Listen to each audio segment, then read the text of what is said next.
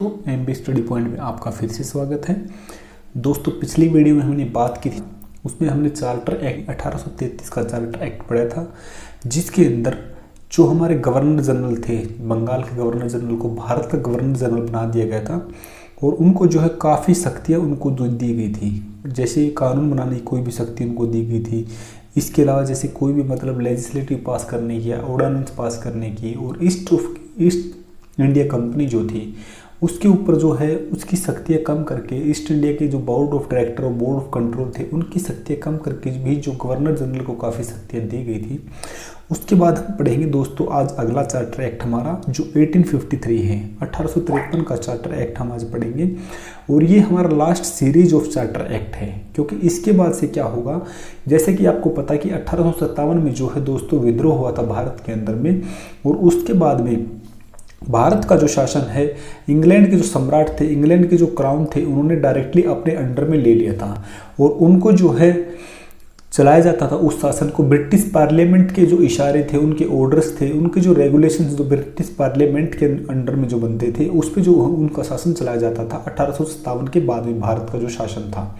तो हम पढ़ेंगे आज कि चार्टर एक्ट ऑफ 1853 ये क्या है, last series of charter act है और इस एक्ट के क्या क्या फीचर थे, क्या क्या इसके अंदर इम्प्लीमेंटेशन हुई, क्या क्या गाइडलाइन इसके अंदर आई थी ब्रिटिश पार्लियामेंट की तरफ से, यानी ब्रिटिश की तरफ से क्या क्या गाइडलाइन आई थी इनके लिए, तो हम पढ़ेंगे। तो इसमें जो है दोस्तों हमें जैसे ही पता था 1833 का जो चार्टर एक्ट था उसके अंदर गवर्नर जनरल की एक काउंसिल बनी थी जिसको काफ़ी शक्तियाँ दी गई थी कानून बनाने के संबंध में। तो गवर्नर जनरल की जो काउंसिल की प्रशासनिक और न्यायपालिका व्यवस्था को जो है दोस्तों इसके अंदर इस चार्टर एक्ट के अंदर अलग कर दिया गया था। और इस चार्टर एक्ट के अंदर में क्या किया गया था, 6 नए सदस्य जोड़े गए थे। 6 नए सदस्य इस चार्टर एक्ट के अंदर में जोड़े गए थे और इसमें जो है एक नई लेजिस्लेटिव विंग बनी थी और इसको जो है हम बोल सकते हैं कि एक मिनी पार्लियामेंट थी। और ये जो मिनी पार्लियामेंट थी ब्रिटिश की मिनी पार्लियामेंट थी, यानी जो भी कोई लेजिस्लेटिव से संबंधित जो डिसीजन होते थे वो सारे जो डिसीजन थे वो ये मिनी पार्लियामेंट ले रही थी।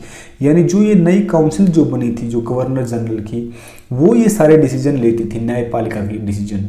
यानी न्यायपालिका और जो प्रशासनिक कार्यपालिका है इन दोनों को अलग कर दिया गया इसके अंदर में। दूसरा इसके अंदर क्या किया गया कि कंपनी की जो महत्वपूर्ण पद हैं या जो हमारी प्रतियोगी परीक्षाएं हैं, जो सिविल सर्विस हैं, उनका जो आगे से जो रिक्रूटमेंट होगा वो रिक्रूटमेंट कंपटीशन बेस्ड होगा, ऐसा इसके अंदर बोला गया। यानी उसके अंदर क्या है कि भारतीय भी जो है सिविल सर्विस प्रतियोगिताओं के लिए फार्म भर के जो है एनरोल्ड हो सकते थे, अपना जो है उसके अंदर सिविल सर्विसेज में भारतीयों के लिए रिप्रेजेंटेशन उसके अंदर खुला। यानी ये भारतीयों के लिए एक अच्छा ये एक पॉइंट था ये। और इसकी जो व्यवस्था हुई थी वो दोस्तों वो हुई थी मैकाले कमेटी के द्वारा। मैकाले कमेटी के द्वारा जो है दोस्तों प्रतियोगी परीक्षा जो थी उनके अंदर जो फार्म भरने की या उनके अंदर जो कंपटीशन में भाग लेने की भारतीयों के लिए व्यवस्था खुली। और इसके आगे क्या हुआ था कि पहली बार में जो है दोस्तों लेजिस्लेटिव काउंसिल जो बनी थी उसमें भारतीयों को नॉमिनेट किया गया और इसके अंदर जो टोटल 6 थे उसके अंदर 6 में से जो है दोस्तों 4 थे भारतीय प्रांतीय जो थे उनके द्वारा, जो भारत का प्रांत था मद्रास, बॉम्बे, बंगाल और आगरा, 4 जो उसके अंदर नॉमिनेटेड मेंबर थे। हालांकि उनको नॉमिनेट कौन करता था, जो भारत का गवर्नर जनरल था वही उनको नॉमिनेट करता था। तो ये गवर्नर जनरल के विवेकाधीन पे ही नॉमिनेट होते थे, ऐसा कोई इनका इलेक्शन नहीं होता था। तो मद्रास के प्रेसिडेंसी से, बॉम्बे प्रेसिडेंसी से, बंगाल प्रेसिडेंसी से और आगरा प्रेसिडेंसी से 4 मेंबरों को जो है नॉमिनेट किया गया इसके अंदर गवर्नर जनरल की जो काउंसिल थी उसके अंदर। हालांकि ये जो मेंबर थे हमारे ये नॉन ऑफिशियल मेंबर थे, यानी जो हमारी ऑफिशियल मेंबर जो डिसीजन लेती थी उससे अलग ये मेंबर थे। जिस प्रकार से दोस्तों संयुक्त राष्ट्र संघ के अंदर में एक वीटो पावर कंट्री है, एक जो है नॉन वीटो पावर कंट्री है। तो वीटो पावर कंट्री का वेटेज जिस प्रकार से ज़्यादा होता उसी प्रकार से जो 6 मेंबर थे जो उसकी गवर्नर जनरल की जो काउंसिल थी उसके अंदर जो ब्रिटिश मेंबर थे उनका रिप्रेजेंटेशन, हालांकि उन जो भारत के जो ये प्रेसिडेंशियल प्रोविंशियल मेंबर थे इनसे जो है काफ़ी ज़्यादा था उनका, लेकिन भारतीयों क्या है कि अपनी तरफ लुभाने के लिए और इनको जो है मतलब एक किस्म से बोल सकते हैं कि लालच टाइप दिया गया था ये इनको शामिल करके। और दूसरा इसके अंदर दोस्तों एक और डिसीजन इसका आया था और उस डिसीजन के अंदर क्या था कि कंपनी जो ईस्ट इंडिया कंपनी थी उसके जो कार्यकाल को जो है दोस्तों उस एक्सटेंशन और मिल गया था। हालांकि और दूसरा इसके अंदर यह था दोस्तों, जो कंपनी थी, जो ईस्ट इंडिया कंपनी थी, उसको जो है एक्सटेंशन मिल गया था। यानी वो क्या है कि भारत के अंदर अपना व्यापार चला सकते थे, लेकिन उसका ये था कि कभी भी जो है दोस्तों उसको एबोलिश किया जा सकता है। और जो ये डायरेक्ट जो है ईस्ट इंडिया कंपनी और इसका पूरा शासन जो है अभी क्राउन के अंडर में कभी भी आ सकता है, कभी भी उसको एबोलिश किया जा सकता है। यानी वो अपना व्यापार चला सकती है, लेकिन उसका कोई कंफर्म जो है उसका एक्सटेंशन ये नहीं था कि इतने सालों तक एक्सटेंशन रही इसका मिला है तो अपना व्यापार कर सकती है, ऐसा कुछ नहीं था। इसके आगे हम पढ़ेंगे दोस्तों the crown rule. Crown rule के अंदर हम पढ़ेंगे 1858 से लेके 1947 तक। तो सबसे पहले हम कवर करेंगे कि 1858 की, जैसा कि आप सबको पता है 1857 के अंदर में जो है दोस्तों भारत के अंदर विद्रोह हुआ था अंग्रेजों के खिलाफ में। 1857 का जो विद्रोह माना जाता है उसको हम, हालांकि हिस्ट्री का लेक्चर है, उसको हम एक अलग क्लास में भी जो है कवर करेंगे 1857 के विद्रोह को। तो ये जो एक्ट आया था ये 1858 ईस्वी में आया था, और ये एक्ट जो आया था 1857 के विद्रोह के पश्चात लाया गया था। और इस एक्ट को क्या नाम दिया था? Act of good governance. यानी उस टाइम की जो इम्प्लीमेंटेशन थे उनको जो है गुड गवर्नेंस में कन्वर्ट किया जाएगा और भारतीयों के लिए अच्छे सुशासन की व्यवस्था की गई, ऐसा इसके अंदर बोला गया था। और इस एक्ट के द्वारा क्या किया गया दोस्तों, ईस्ट इंडिया कंपनी की शक्तियों को पूर्ण रूप से खत्म किया गया और सारी जो शक्तियां थी ब्रिटिश क्राउन ने अपने हाथ में ले ली। यानी एक किस्म से हम बोल सकते हैं कि 1858 का जो एक्ट आया था गवर्नमेंट ऑफ इंडिया एक्ट, इसके द्वारा जो है दोस्तों क्राउन ने जो है दोस्तों सब कुछ, भारत की जो सारी शक्तियां थी वो अपने अंडर में ले ली थी। यानी अब जो भारत का शासन चला था वो भारत का शासन कहाँ से चला था? पहले भी क्राउन से ही चलता था, हालांकि वो इनडायरेक्ट वे में चलता था। अभी डायरेक्टली जो है उन्होंने अपने हाथों में ये शक्तियां सारी ले ली थी। और इस एक्ट की क्या क्या विशेषताएं थी वो हम देखते हैं दोस्तों, कि इसके बाद से भारत का संपूर्ण जो शासन है ब्रिटिश सम्राट के द्वारा चलाया जाएगा। पहली विशेषता थी इसकी। दूसरी विशेषता क्या बनी थी कि गवर्नर जनरल की जगह जो है दोस्तों वायसराय का पद बना। जो भारत का गवर्नर जनरल था, जो शुरुआत में जो है दोस्तों 3 गवर्नर बने थे, जैसे बंगाल का, मद्रास का और बॉम्बे का। उसके बाद से बंगाल के गवर्नर को बंगाल का गवर्नर जनरल बनाया गया। उसके बाद बंगाल के गवर्नर जनरल को भारत का गवर्नर जनरल बनाया गया। अब जो है दोस्तों भारत का जो गवर्नर जनरल था उसकी जगह दोस्तों पद बनाया गया वायसराय का। और वायसराय का दोस्तों पहला वायसराय कौन बना, इस प्रकार हमारा जो क्वेश्चन बनता तो पहले वायसराय बने लॉर्ड कैनिंग। ये काफी क्वेश्चन जो है ये पूछा गया है दोस्तों एग्जाम में, लॉर्ड कैनिंग। इसके अलावा क्या हुआ दोस्तों कि बोर्ड ऑफ डायरेक्टर और बोर्ड ऑफ कंट्रोल को भंग किया गया। बोर्ड ऑफ डायरेक्टर और बोर्ड ऑफ कंट्रोल जो ईस्ट इंडिया कंपनी को जो रेगुलेट करते थे, यानी जो व्यापार से संबंधित मामलों में बोर्ड ऑफ डायरेक्टर रेगुलेट करता था, और बोर्ड ऑफ कंट्रोल जो था दोस्तों जो हमारे जो पॉलिटिकल से रिलेटेड जो अफेयर्स थे उनमें जो बोर्ड ऑफ कंट्रोल जो है इंडल्ज होता था, तो उन दोनों को भंग किया गया। और वायसराय का पद क्यों बना दोस्तों, आइए इसको जानते हैं कि वायसराय का पद इसलिए बनाया गया कि जो वायसराय का जो पद बनाया गया नया, उसको ज्यादा शक्तियां सौंपी गई। अब वो डायरेक्ट जो है दोस्तों board of director, board of control के अंडर में या ईस्ट इंडिया कंपनी के अंडर में ना रह करके सीधा जो है किसके अंडर में आता था, वो सीधे आते थे ब्रिटिश क्राउन के अंडर में। इसके आगे दोस्तों क्या हुआ, नई रिकमेंडेशन एक क्या हुई, सेक्रेटरी ऑफ स्टेट का पद बना। और ये सेक्रेटरी ऑफ स्टेट जो पद बना दोस्तों, ये भारत का जो स्टेट था उसके सेक्रेटरी बने। और ये जो दो दोस्तों कौन थे, ये ब्रिटिश का जो कैबिनेट था, ब्रिटिश पार्लियामेंट के कैबिनेट मिनिस्ट्री के मेंबर थे ये दोस्तों। यानी ब्रिटिश के एक किस्म से ब्रिटिश का एक जो कैबिनेट लेवल का जो मिनिस्टर होता है उसके जो है दोस्तों ये मेंबर थे, वो थे सेक्रेटरी ऑफ स्टेट, जो ब्रिटिश के अंदर में जो मतलब कि भारत की तरफ से रिप्रेजेंट करते थे पूरे भारत के शासन को, मतलब इनके अंडर में, इनकी देख रेख में चलाया जाता था, इनके रूल्स एंड रेगुलेशन के अंडर में चलाया जाता था।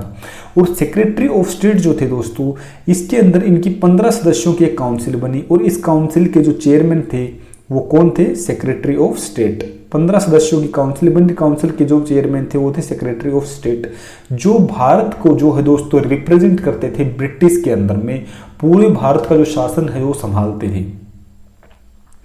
हालांकि हम कह सकते हैं दोस्तों जो 1858 का एक्ट था वो एक जो है गुड गवर्नेंस के नाम पे बोला गया था, लेकिन उसने जो है दोस्तों क्या ज़्यादा कुछ गुड गवर्नेंस का भारतीयों के लिए कोई फायदा नहीं किया।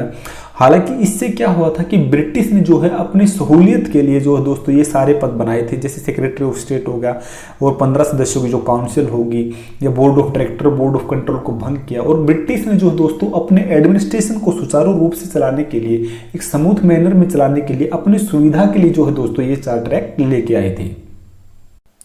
इसके आगे हम दोस्तों पढ़ेंगे भारत परिषद अधिनियम, इंडियन काउंसिल एक्ट 1861, 1892 और 1909। और ये जो भारत परिषद अधिनियम थे दोस्तों, ये किसके द्वारा जो है दोस्तों इंप्लीमेंट किए जाते थे?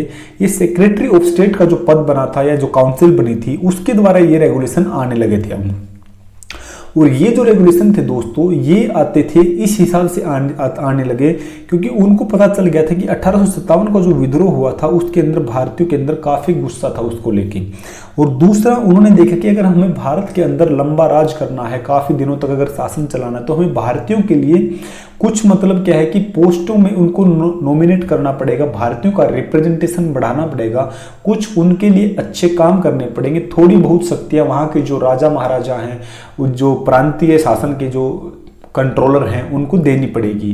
तो आइए इनके बारे में पढ़ते हैं। जो Indian council act, Indian council act इसको इसलिए बोला गया है दोस्तों, ये सेक्रेटरी ऑफ स्टेट का जो पद बना था उसकी जो काउंसिल थी उससे जो है दोस्तों ये ऑर्डर ये आते थे। तो इसके अंदर हम पढ़ेंगे पहला इंडियन काउंसिल एक्ट 1861 और उसके फीचर क्या थे दोस्तों देखते हैं। वायसराय की जो काउंसिल थी दोस्तों, जो वायसराय की काउंसिल के अंदर जो 15 सदस्य काउंसिल थी उसके अंदर 3 भारतीयों का भी रिप्रेजेंटेशन इसके अंदर लिया गया। और 3 भारतीय जो है दोस्तों 1861 में हालांकि आया था, 1862 में 3 भारतीयों को नॉमिनेट किया गया। और वो कौन थे? राजा ऑफ बनारस, महाराजा ऑफ पटियाला और सर दिनांकर राव। ये दोस्तों जो है दोस्तों काफी अच्छा क्वेश्चन बनता है। दूसरा इसके अंदर क्या हुआ था दोस्तों कि शक्तियों के विकेंद्रीकरण की नींव रखी गई। ये इसका मतलब ये है दोस्तों पावर का जो है डिसेंट्रलाइजेशन किया गया। जो 1833 का जो चार्टर एक्ट आया था उसके अंदर क्या किया गया था कि भारत के जो राजाओं से, जो प्रांतीय राजाएं थे, राजा महाराजा थे, उनसे जो है दोस्तों वो शक्तियां छीन करके वो सारी शक्तियां बंगाल के गवर्नर जनरल में उस टाइम पे कर दी गई थी। और इसके बाद में क्या किया गया कि शक्तियों के विकेंद्रीकरण की नींव रखी गई, यानी कुछ लेजिस्लेटिव पावर जो थी दोस्तों वो जो दो है दोस्तों बॉम्बे और मद्रास के जो राजा थे या जो शासक थे उनको दी गई, ताकि उनको क्या है दोस्तों थोड़ा शांत किया जा सके और उनको कुछ मतलब लेजिस्लेटिव पावर दे करके या उनको कुछ मान ले बजट दे करके इस प्रकार उनकी कुछ भलाई के लिए, ताकि उनको थोड़ा शांत किया जा सके, वो विद्रोह ज्यादा ना कर सके, इसलिए शक्तियों को जो है विकेंद्रित किया गया। दूसरा इसके अंदर क्या रिकमेंडेशन आया था कि बंगाल, उत्तर पश्चिमी सीमांत प्रांत और पंजाब प्रांत, इन तीनों के लिए जो है दोस्तों अलग से लेजिस्लेटिव काउंसिल बनाई जाएगी और उस लेजिस्लेटिव काउंसिल के अंदर में भारतीयों का रिप्रेजेंटेशन बढ़ाया जाएगा और भारतीय जो है दोस्तों उस लेजिस्लेटिव काउंसिल के जो है डिसीजन लेंगे। उसके बाद 1862 में बंगाल में और 1866 में जो दोस्तों उत्तर पश्चिमी सीमांत प्रांत में और 1897 में पंजाब के अंदर में लेजिस्लेटिव काउंसिल बनाई गई और उससे संबंधित कुछ सर्टेन लेवल तक के जो डिसीजन थे दोस्तों, इन जो लेजिस्लेटिव काउंसिल के अंदर जो भारतीयों का रिप्रेजेंटेशन होता था उससे भारतीय अपने फेवर में कर सकते थे। इसके आगे क्या हो दोस्तों, वायसराय को कुछ आपातकालीन शक्तियों को बढ़ाया गया, यानी वायसराय को ऑर्डिनेंस जारी करने का, अध्यादेश जारी करने का दोस्तों जो है वायसराय को शक्तियां दी गई। और वो जो अध्यादेश जिस प्रकार से फिलहाल के अंदर जो हमारे राष्ट्रपति के पास आपातकालीन शक्तियां हैं, प्रेसिडेंट पावर जो है, उसी प्रकार से वायसराय को जो है आपातकालीन शक्तियां दी गई, ताकि अगर मान ले इनके जो 1857 में जो विद्रोह हुआ था, अगर उस टाइप का विद्रोह अगर दोबारा होता है तो वायसराय उसके अंदर अपनी आपातकालीन शक्तियों को यूज कर सकते हैं। यानी एक किस्म से जो है दोस्तों थोड़ा लोगों को डराया भी गया था, जिससे कि वहां पे शासन जो है ब्रिटिश का लंबे समय तक चल सके। और ये जो आपातकालीन शक्तियां थी इसके अंदर जो अपनी वो मतलब इमरजेंसी पावर थी उसको वो एक बार लगाने के बाद 6 महीने तक रख सकते थे। अभी फिलहाल अपने इसमें भी जैसे ऐसा ही है प्रेसिडेंशियल पावर में कि प्रेसिडेंट शासन लागू हो जाता तो 6 महीने तक रहता शुरुआत में, तो इसी प्रकार से कि जो आपातकालीन शक्तियां थी वो भी अपनी 6 महीने तक ही रख सकते थे। इसके आगे हम बात करेंगे दोस्तों फीचर ऑफ एक्ट ऑफ 1892। हालांकि 1861 का जो एक्ट आया था उसमें काफी रिकमेंडेशन दी थी जो भारतीयों के फेवर में भी थी, लेकिन फिर भी लोगों के अंदर गुस्सा कायम था। तो 1892 के अंदर में और क्या किया गया, क्या रिकमेंडेशन और दी गई उसके अंदर हम देखते हैं। लेजिस्लेटिव काउंसिल जो थी दोस्तों वायसराय की, उसमें भारतीयों की संख्या काफी बढ़ाई गई। वो जैसे 1861 में भी किया था कि नॉन ऑफिशियल मेंबर के रूप में जो है भारतीयों का नेतृत्व बढ़ाया गया था। दूसरा इसके अंदर क्या किया गया कि लेजिस्लेटिव काउंसिल्स को बजट के ऊपर बहस करने का अधिकार दिया गया। लेजिस्लेटिव काउंसिल जो दोस्तों जिस प्रकार से हमारे इस आज के समय में जो राज्यसभा और लोकसभा होती है वो बजट के ऊपर बहस करती है, उसी प्रकार उस टाइम पे जो सेंट्रल लेजिस्लेटिव काउंसिल थी, इसके अलावा जो मतलब कि स्टेट की यानी जो हमारी प्रोविंशियल की जो विधानीय जो परिषद थी, उन दोनों को जो है दोस्तों बजट के ऊपर बहस करने का अधिकार भी उसके अंदर दिया गया। इसके आगे दोस्तों कि इसके अंदर में पहली बार को इलेक्शन शब्द का यूज हुआ। और दूसरा इसके अंदर क्या हुआ था, नॉन ऑफिशियल मेंबर जो वायसराय की जो काउंसिल थी उसके अंदर जो इंडियन मेंबर को नॉमिनेट किया जाता था, तो उसका नॉमिनेट कौन करेंगे, उसका नॉमिनेट हालांकि वायसराय करेंगे, लेकिन वो किसके रिकमेंडेशन पे करेंगे, जो हमारे जमींदारों का जो एसोसिएशन है या हमारे कॉर्पोरेट का एसोसिएशन है या हमारी यूनिवर्सिटीज हैं उनका जो रिप्रेजेंटेशन है, उन सब का जो है दोस्तों उनके रिप्रेजेंटेशन के आधार पे ही नॉमिनेट कर सकते थे वो। तो इस प्रकार से मतलब भारतीयों को जो है दोस्तों जो एसोसिएशन थी उनको ये अधिकार दिया गया कि वो अपने मेंबर को जो है अपनी तरफ से रिकमेंड करके भेजेंगे। उसके बाद में जो है दोस्तों जो वायसराय जो थे वो उनको नॉमिनेट करेंगे अपनी जनरल काउंसिल के अंदर में। इसके आगे हम बात करेंगे दोस्तों, अगला जो एक्ट आया था हमारा feature of the act of 1909 यानी 1909 का, और इसको बोलते हैं मार्ले मिंटो सुधार भी इसको बोलते हैं। मार्ले मिंटो सुधार क्यों बोलते हैं इसको, उस टाइम पे जो मार्ले थे, जो लॉर्ड मार्ले थे, वो दोस्तों थे सेक्रेटरी ऑफ स्टेट यानी भारत के सचिव थे। वो कहां पे, ब्रिटिश के अंदर में, भारत के सचिव थे ब्रिटिश के अंदर में। और मिंटो जो थे दोस्तों वो थे वायसराय ऑफ इंडिया। वो उस समय जो है दोस्तों वायसराय थे, भारत के वायसराय कौन थे उस समय 1909 में, मिंटो, लॉर्ड मिंटो जो है। तो इन दोनों ने मिलकर के जो है दोस्तों ये एक्ट लेके आए थे ये दोनों। और इसके अंदर में इसको सुधार इसलिए बोलते हैं, इसके अंदर भारतीयों का जो है दोस्तों रिकमेंडेशन बढ़ा था हर फील्ड के अंदर में, और ऐसी भारतीयों के पास कुछ शक्तियां दी गई थी, कुछ कानून बनाने से लेकर के, कुछ बजट के से ऊपर बहस से लेकर के, और कुछ लेजिस्लेटिव पावर से लेकर के कुछ शक्तियां इसके अंदर दी गई थी। और भारतीयों का रिप्रेजेंटेशन थोड़ा थोड़ा बढ़ाया गया था सब फील्ड में, और पावर को जो है डिसेंट्रलाइज किया गया था इसके अंदर में। तो इसलिए इसको रिफॉर्म्स बोलते हैं। तो इसके अंदर क्या किया गया ये देखते हैं। लेजिस्लेटिव काउंसिल के जो सदस्यों की संख्या 16 थी, जैसे कि हमें पता है कि एक चेयरमैन होता था जो सेक्रेटरी ऑफ स्टेट होता था। लेजिस्लेटिव काउंसिल के सदस्यों की संख्या जो है दोस्तों जो 16 थी उसको बढ़ा करके 60 कर दिया गया, यानी जो वायसराय की जो काउंसिल थी उसको बढ़ा करके उसकी संख्या कितनी कर दी गई, 60 कर दी गई। हालांकि क्या किया गया इसके अंदर, जो सेंट्रल लेजिस्लेटिव काउंसिल है दोस्तों, जिस प्रकार से हमारी लोकसभा है उसके अंदर ब्रिटिशों को ही मेजोरिटी रहती थी, ब्रिटिश की ही बहुमतता थी उसके अंदर। परंतु जो प्रांतीय लेजिस्लेटिव काउंसिल है, जो प्रोविंशियल लेजिस्लेटिव काउंसिल है, जिस प्रकार से हमारी राज्यसभा है जिसका वेटेज थोड़ा कम है कोई भी कानून बनाने में, उसमें भारतीयों का रिप्रेजेंटेशन काफी बढ़ा था उसके अंदर। दूसरा ये हुआ था दोस्तों, पहली बार किसी भारतीय को वायसराय की जो कैबिनेट है, एक किस्म से जो कैबिनेट थी उस टाइम पे या जो कार्यपालिका थी उसके अंदर जगह मिली थी। और वो पहले भारतीय कौन थे दोस्तों, वो थे सत्येंद्र प्रसाद सिन्हा जी। ये क्वेश्चन भी काफी बार पूछा जा सकता है दोस्तों। जैसे सत्येंद्र प्रसाद सिन्हा जी जो थे उनको वायसराय की कार्यपालिका में पहली बार जगह मिली थी, वो पहले ऐसे भारतीय थे।